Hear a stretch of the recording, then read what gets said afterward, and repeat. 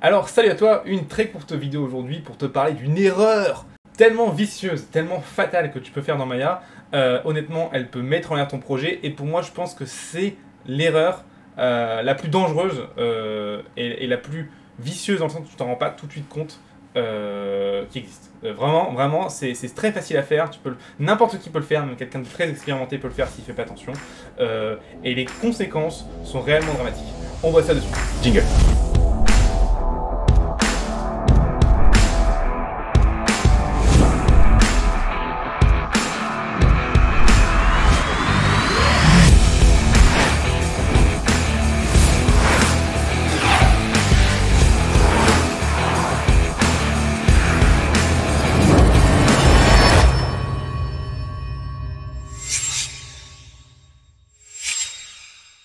Alors, tu vois, je suis dans Maya, j'ai fait une petite scène très simple, tu vois, j'ai créé une sphère et je l'ai appelée sphère. Jusque-là, ça va. Alors, imaginons que je veux animer cette sphère. Ce qui est souvent intéressant dans des logiciels 3D et quand on fait des gros projets, c'est qu'on va modéliser l'objet dans une scène, on va l'animer dans une autre et on va faire ce qu'on appelle une référence. Alors, le premier truc que tu serais tenté de faire, c'est peut-être de faire un import. Essayons. Donc, je vais ouvrir une nouvelle scène vide, d'accord, qui s'appelle sphère anime, et je vais importer ma sphère dedans. Le problème, c'est que si j'importe ma sphère dedans directement, donc j'importe ma sphère ici, pif paf pouf, ça c'est bon, on est content, je l'anime, hop, machin, tac, voilà, c'est très bien, ma sphère est animée. Alors le problème avec ça, c'est que là ma sphère est animée, c'est génial, mais imaginons, je sais pas, mon client vient me voir, il me dit « Ah mais en fait la sphère, je voudrais plus qu'elle soit, que ce soit un carré ». Et bah là t'es niqué en fait, parce que du coup, si ta sphère est dans plusieurs animes, dans plusieurs scènes, tu vas devoir rechanger à chaque fois ta sphère dans chaque scène, et bref, c'est un enfer.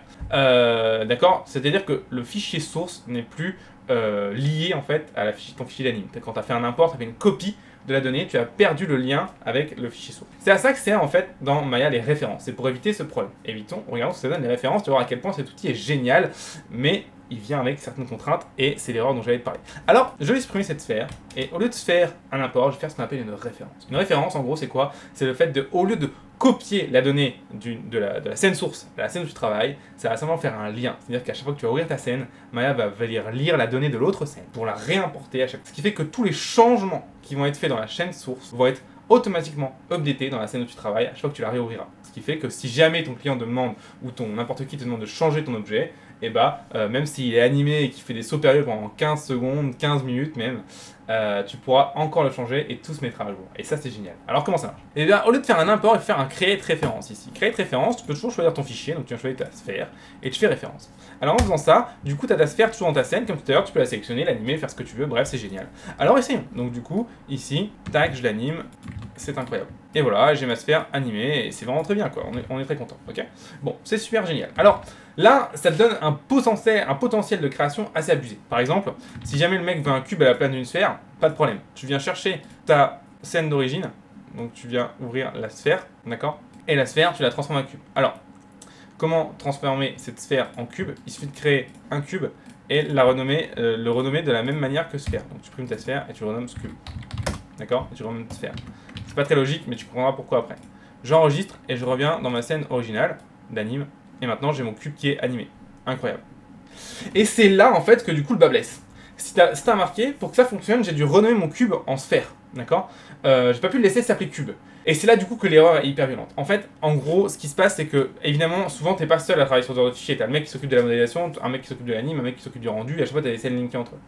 Imaginons, le mec de la modé se dit, mais attends, mais pourquoi il y a un cube qui s'appelle sphère là? C'est chelou, on va l'appeler cube. Et du coup, qu'est-ce qu'il fait? Il fait ça. Il va dans la scène classique, d'accord? Et il se dit, mais c'est très con, c'est un cube, il s'appelle sphère, je vais l'appeler cube, soyons logiques. Et là, tu te dis, bah ok, il renomme l'objet, il n'y a pas de problème. Sauf que, en faisant ça en fait, sans t'en rendre compte, là, au moment où il a enregistré, il vient de niquer ton anime. Tu le sais pas, mais il vient de niquer l'anime que tu viens de faire. Alors nous, on a juste fait 2 clés, c'est pas grave, mais imagine, t'as animé un personnage entier pendant 15 minutes, t'as pris 2 mois, tout est perdu, tout est cassé, d'accord? Absolument tout. Pour preuve, je rouvre la scène d'anime, pif paf pouf, mon cube est toujours là, mais il n'est plus animé. Alors, qu'est-ce qui s'est passé? En fait, il faut comprendre que Maya, quand tu fais une référence, en gros, à chaque fois que tu vas ouvrir ta scène où il y a la référence dedans, il va aller chercher la scène source et il va regarder les noms des objets. Et si lui, il voit que les noms des objets correspondent aux noms qu'il a déjà été référencés, sur lesquels il a ajouté des choses, de l'animation, un shader, ce que tu veux, il va faire « Ah bah ça fait lien, c'est bon, ça colle, c'est le même objet ». C'est pour ça que tout à l'heure, on a renommé notre cube en sphère. Par contre, si les noms sont différents, sinon on changeait, il se dit ah bah, c'est pas le même objet, du coup il s'est rien passé dans cette scène. Et du coup c'est terminé. En gros c'est comme si Maya venait ajouter un système de stack, d'accord, sur chaque objet il va ajouter des transformations en plus qu'il va ajouter à l'objet depuis la scène source. Si cet objet change de nom, l'objet n'est plus trouvé, du coup il disparaît. Et du coup, tous tes stacks ont changé, d'accord.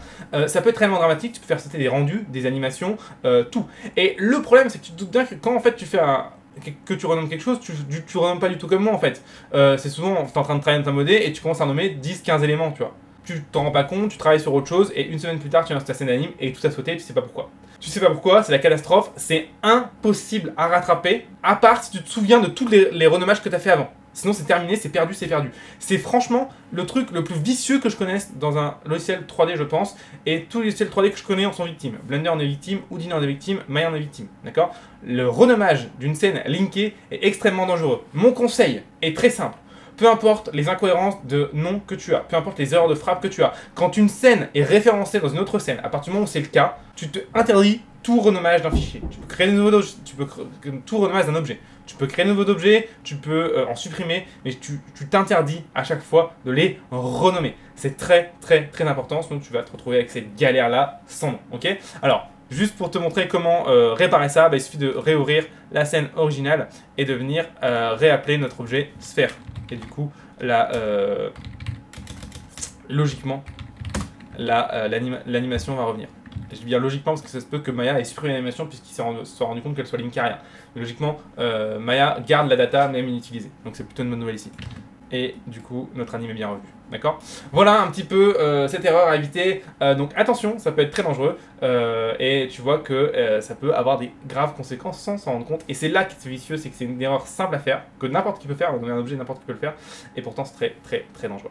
Alors, tu le vois, faire des références dans des fichiers, avoir un gros projet avec des fichiers référencés entre eux, etc., ça peut vite ramener à des grosses conneries, à des grosses galères et à des gros problèmes d'organisation et du coup avoir un projet qui tombe à l'eau à cause de ça, à cause de ce type d'erreur.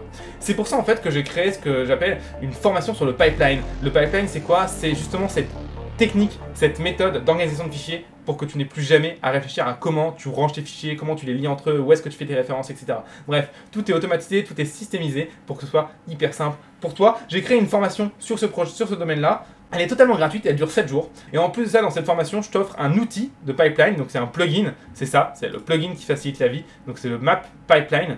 Cet outil te permet de gérer automatiquement tous tes fichiers et dossiers. Il te crée tes dossiers automatiquement, tes scènes automatiquement, il te les renomme, il te les lie entre elles automatiquement. Bref, il fait tout pour toi pour que tu n'aies plus jamais de ta vie avoir à aller dans un explorateur de fichiers et renommer les trucs à la main parce qu'on sait tous que c'est un enfer. Et en tant qu'artiste, on a honnêtement d'autres choses à foutre. Et tu peux y accéder directement en cliquant juste ici, d'accord? Alors voilà, tu peux directement télécharger ce plugin et aller voir cette formation. Elle est gratuite, elle est pour moi indispensable si tu veux faire des projets ambitieux en 3D. Et du coup, j'espère t'y voir. A tout de suite, ciao!